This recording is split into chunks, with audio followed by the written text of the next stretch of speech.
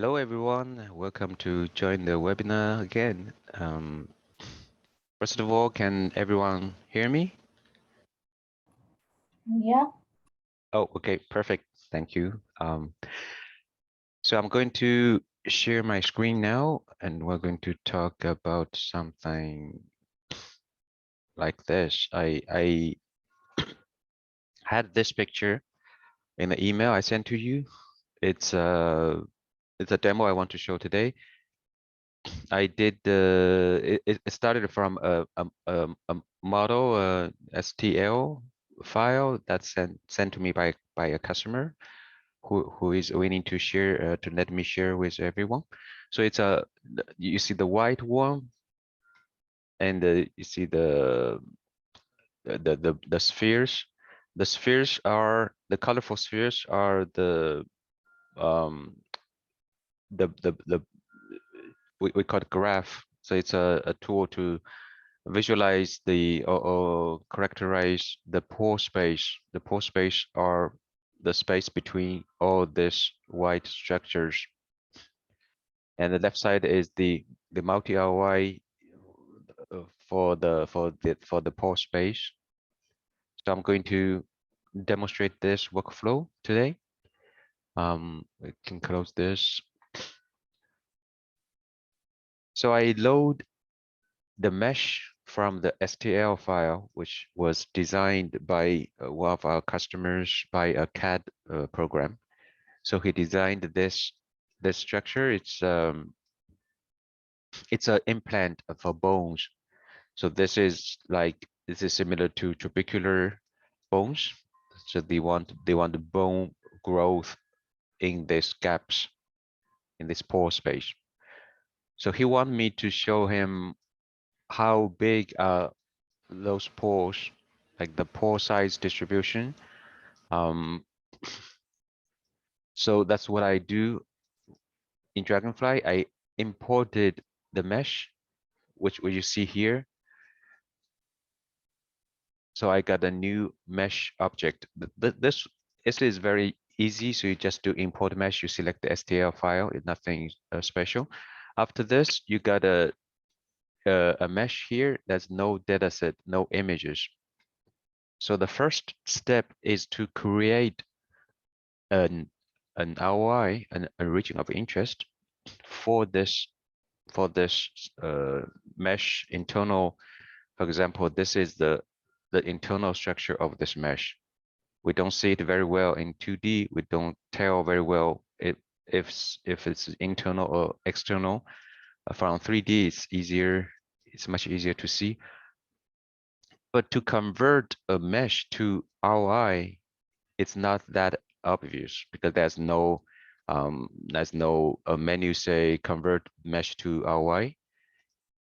There is a button here say export mesh to ROI, but if you want to use it, it shows none. As in the export button is not available. The problem here is that because there's no ROI currently in this session, so this tool doesn't know where to export. So the first step is to create a blank ROI. And that ROI should have the same size or almost the same size as the mesh. So what I do is I go back here, I create a box first. So I create a shape. This is a box. By default, the box is the same size as my current object, which is the mesh. So I got a box now. You see the box is very, very tight, the contact with the edge of the of the mesh. I made my box a little bit bigger because when it's very close, when they touch the box touching the edge of the mesh, I will have some issues later. You can try it, but it's better to make your box a little bit bigger. So we can either drag here to make it bigger. We can also change the parameters here because after selecting the box, we see here the properties of the box. So what I did is I put 8,500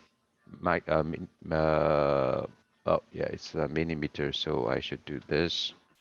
8.5 millimeter for X. The original is 8.23, so I put 8.5, which is a bit bigger, and this I put 4.5. So okay, you see now the mesh is not touching the edge of the box. Here it is because I moved in the beginning. So well, yeah. So I want to move it back because I move it in the beginning to demonstrate how to resize by dragging the edge of the box. Now I have my box. I could edit my box. When I edit my box, what I want is to specify the pixel size or voxel size in 3D. So I can keep one property locked. Now I want to lock my length, the length of my box. So I don't want to change the size of my box, but I want to change the pixel size, or we call it spacing Dragonfly. But for example, I make it 7 micron. If I use 7 micron for X axis, the size for the voxel in X axis, you will see how many pixels it will generate in X axis. So 1,000, like something between 1,000 to 2,000 is very good, because you don't want it to be too high, because your computer memory will probably not big enough to handle very big data, like very big metrics for the data. So we keep using 0.07. I want my voxels to be cubic, like same size for XYZ. After this, we can see this will be the image or ROI if created from this box, the size for the image and ROI in terms of the pixel numbers. It's a bit, it sounds maybe a bit complicated, but it's actually very practical. We created a box, we specified the box property. Now we can use the box to create an ROI.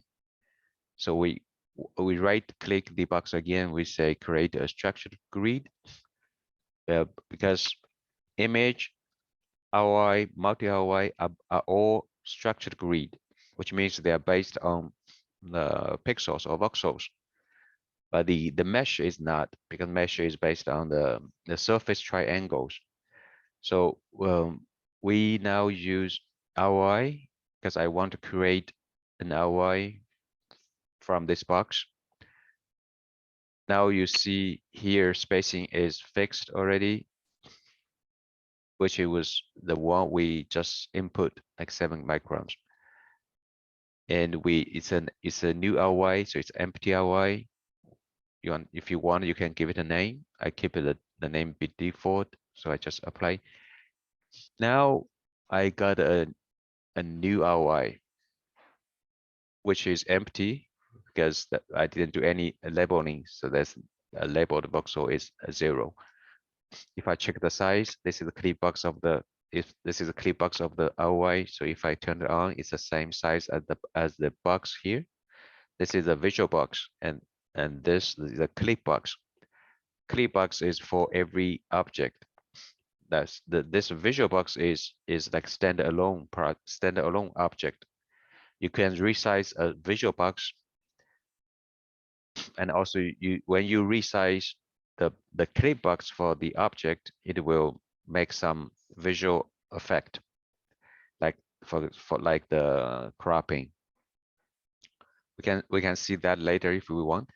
But for the clipbox, what I'm just doing now is to show the size of the ROI. Even the ROI itself is empty. There's no labeled voxels. What I'm going to do next is to add the region in this mesh to the ROI. So this is what this button do.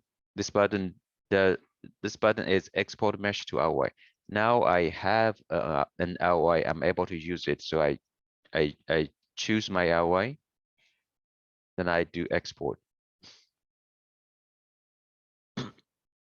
This will add the boundary of the mesh to the ROI. So you see, if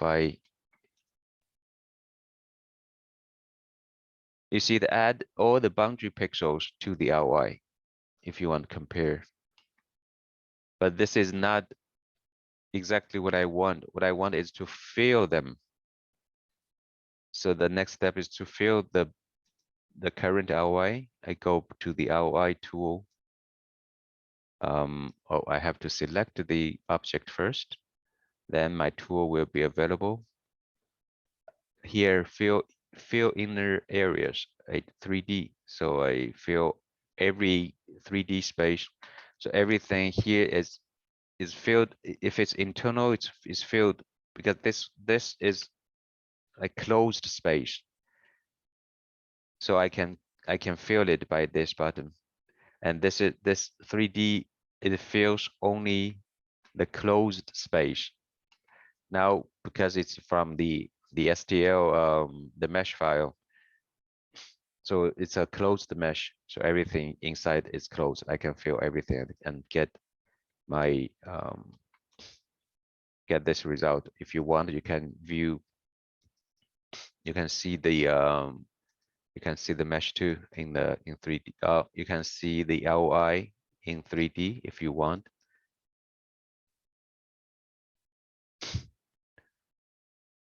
Okay, and now I got the ROI for the internal, which is the trabecular bone. It's this. What I want to do is to analyze the other, like the reverse space, the space other than this trabecular bones. So I have to do I want to create a big ROI which has everything. Then I subtract the trabecular one from the whole ROI. Then I get what is the rest. To do that, I start from this one and I create I create a convex hull. Convex hull. I want to use I want to make a field ROI. So this one will give us. Let's wait for it finish.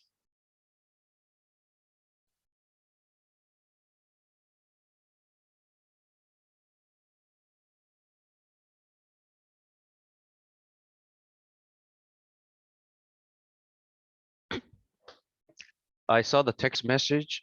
I'm not able to share every data that I use for webinars because some data I have the permission to use it, to demo it, to show it, but not to share it with other people.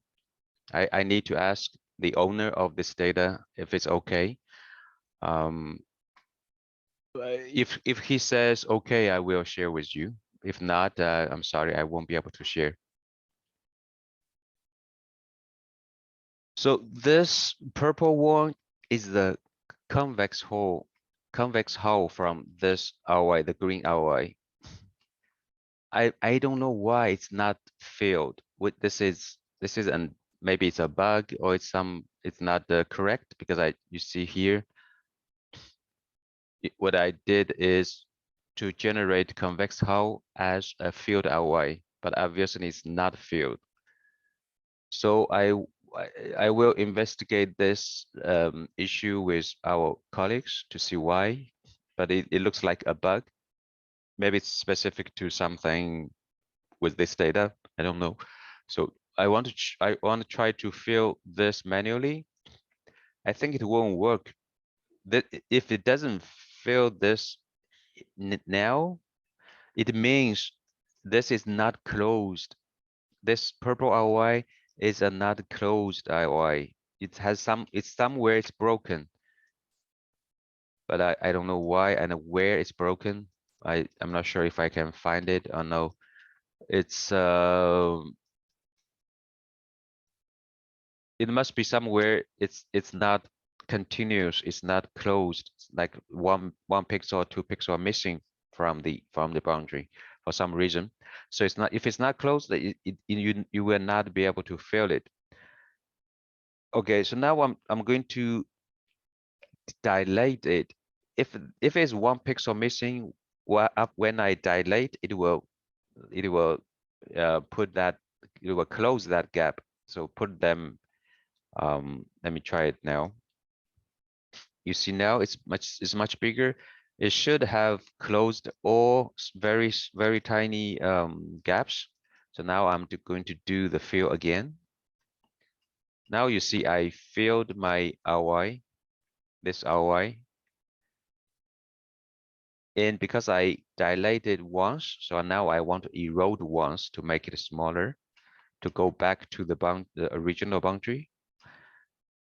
So now you can see we have so many tools. You have to be familiar with these tools, then you will know which one to use when you have some need or problem or issues. You know how to get the workaround. Okay, now I have this ROI and this ROI. What I want to do is to subtract the trabecular ROI from the total volume ROI. So I select the total volume as A. I multi-select two ROIs by control key. So I want A minus B.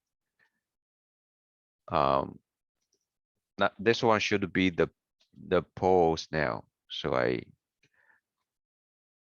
okay. Now you see what I get. This is the pole. This is the trabecular. So if you combine them together, it's a total volume. Okay, I almost got what I want for the void for the pore space. So you want to see everything other than the trabecular is the pores. The only one thing here, the data owner told me this one is for putting the nail. So this is a space for putting the nail, so it's not for the bone to grow. So he doesn't want to include this big like cylinder or half sphere for for the analysis of the the pore space. Well, then we have to remove them. There are multiple ways to do so. One is we can separate them here because now they are connected. So this space is connected to this space. We can disconnect it here manually, so they don't connect. Then we use the connectivity analysis. We can separate this big region as one class and everything else as another class. Then we can separate them. We can delete this class from the multi ROI because by connectivity we get a multi ROI. Or we can use again the shape tool to do this. For example, I use a cylinder shape.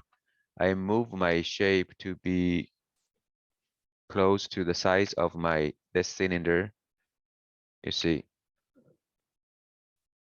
so this cylinder has a good size, so it include the whole cylinder part here. Now I can oh, this one capsule is created by mistake. I delete them. So this is my cylinder. I right click and say remove from structure grid. I want to remove it from my pores. So you see now I have removed this from my pores ROI. Of course, we have a little bit more here. This is the entry uh, uh, space for the nail, so it's bigger. Of course, we have to remove this too. It's the same. You can use a sphere. You can use a sphere shape to do the same thing. You just need to place. Okay, let me resize it. You just need to place your sphere very close to what you want to remove.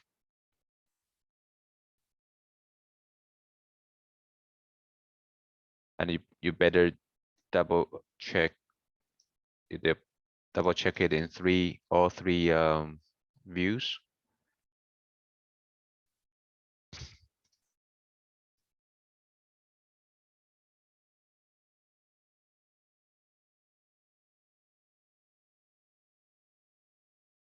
Now it's the same. I right click the sphere, I remove from structure grid, I choose the pore ROI.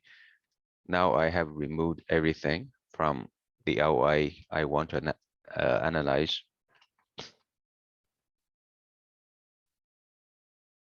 Okay. I see some problem here. You see, this should not be included because this is already outside. Well, I don't know if you want, maybe if you want analysis a bit region on the surface as the pore, maybe you can include this. If you don't want this, we should do one more or two more times of the erode to remove this from this. You see here, if we do one or two times more erode, it will be smaller. It will remove this. Then we don't have this. So it's quite easy to correct if you want, but I keep it like this, just for my demo. After this, I have finished my segmentation. I got the ROI for the void space or the pore space outside the tubercular structures. The last step is to get the size distribution of the pores. Of course, they are all connected to each other. But for pore analysis, we want to separate them. For example, I want this to be one pore body and this to be another pore body, and we have a throat connecting two pores. So this should be able to be separated to maybe hundreds of pores, and every two connecting pores will have a throat to connect them, and eventually we will get a graph, or we call a stick and ball model. Sticks is for throat, the ball is for the pore, the pore body. So that's what we showed in the beginning in the picture. That's what we are going to do now by using the pore network modeling. So it's a menu here. In fact, it's a third party. Uh, uh, it's from OpenPNM. It's an open source package. So the OpenPNM has the reference here. It's from the University of Waterloo in Canada, and we integrated. In fact, they integrated this package to Dragonfly. We're not going to use the simulation functions today. It's very advanced. So, and it's not 100% functional or integrated. It's an unfinished project.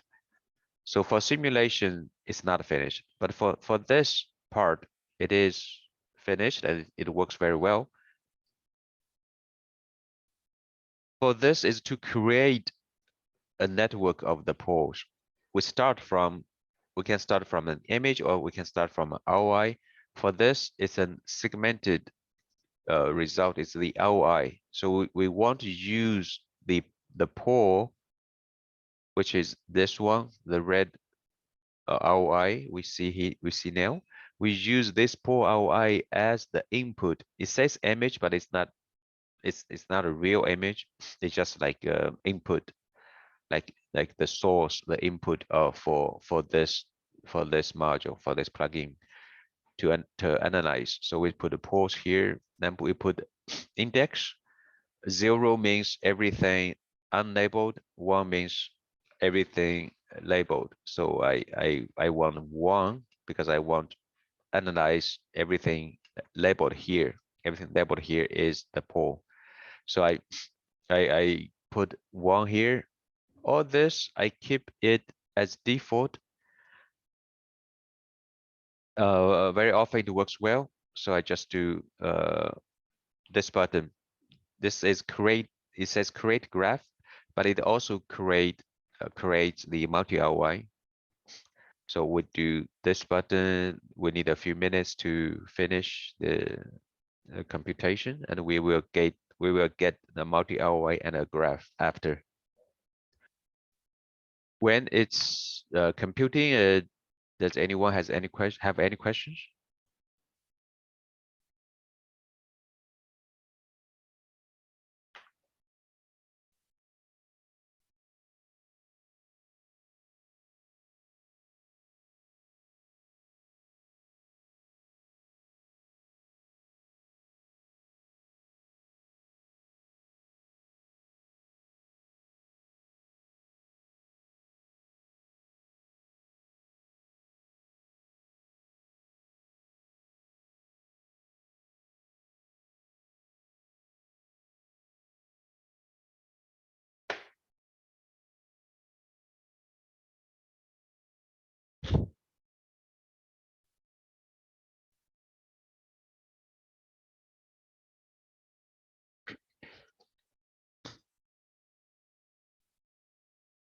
Okay, we probably need a few more minutes to. It's a big. Well, it depends on the how big the data is, the ROI is, or how complex it is. May take a long time. Last time I tried it, it took me 3 minutes.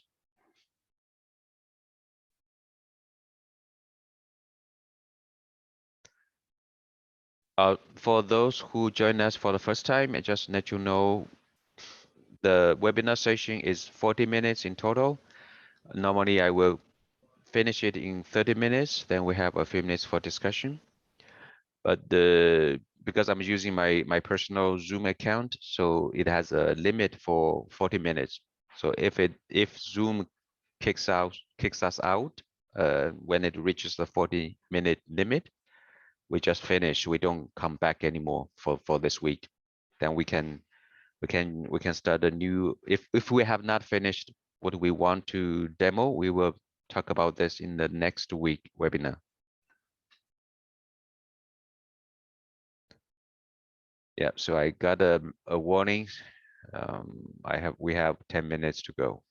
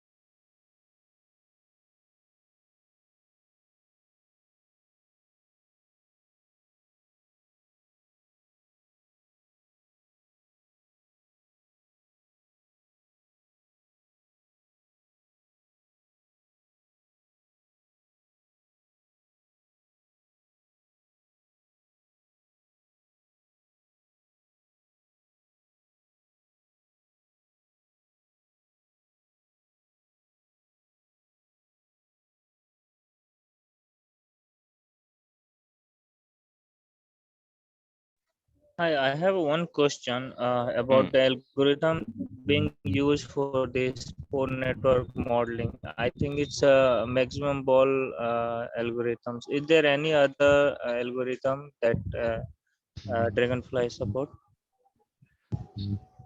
Well, I think the OpenPNM uh, it does not use the max ball algorithm. In fact, there are three major algorithms to do this, or two of them are available in Dragonfly. One is OpenPNM. I don't quite remember what algorithm they use, but I know the other there's another one use the center line, the skeletonization to compute the skeleton of the ROI, the ROI, and generate the graph from the skeleton.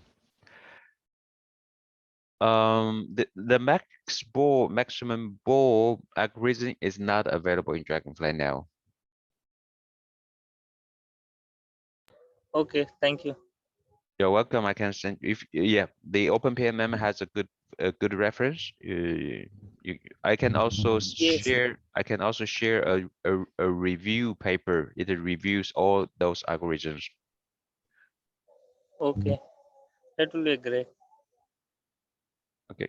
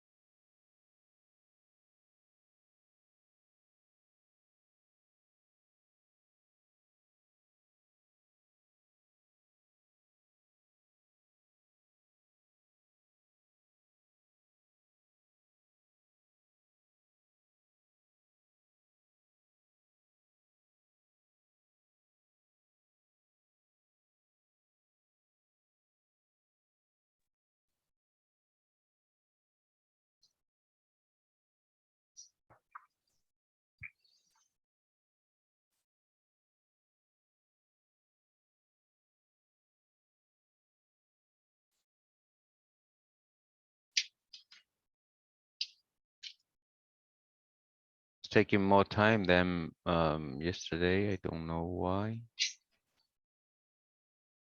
Maybe it's not fully multi-threaded, so it's pretty slow. But we are working on this OpenPNM package. So we have a new not new but not junior but a new person for working for us to continue working on the OpenPM integration. So hopefully by end of this year or early next year, a new, we have a new version of this in Dragonfly. So it will, because OpenPM is a very a powerful package. The problem is it has not been fully integrated to Dragonfly. So that's something we are doing now.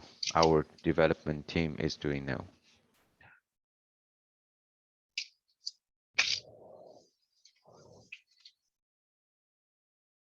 All right.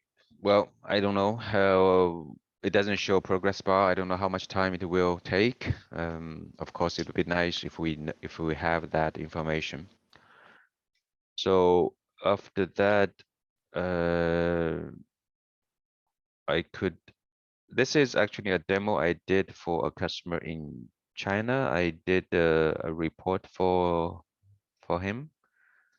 Let me Let me get my report.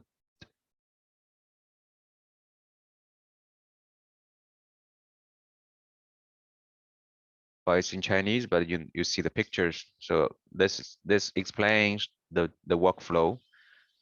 So I curate the ROI for the trabecular and the space. Other than that, I removed this. That's what exactly what we did. And this is the result after the OpenPNM. After when this is finished, we're gonna see this. So do you see the multi ROI?